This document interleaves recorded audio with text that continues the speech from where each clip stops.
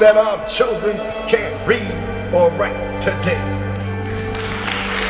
When one of the first women to ever have a book of poetry published in America was a black woman.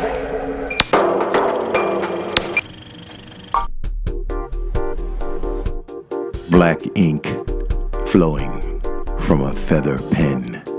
Despite all the obstacles, she was determined to win.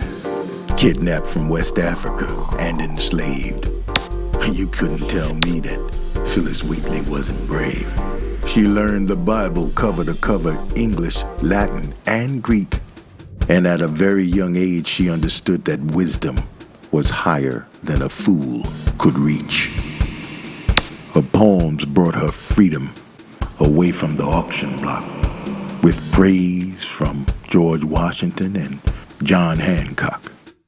So if ever in today's world you feel as if you can't win, just think back more than 200 years to Wheatley and her feathered pen.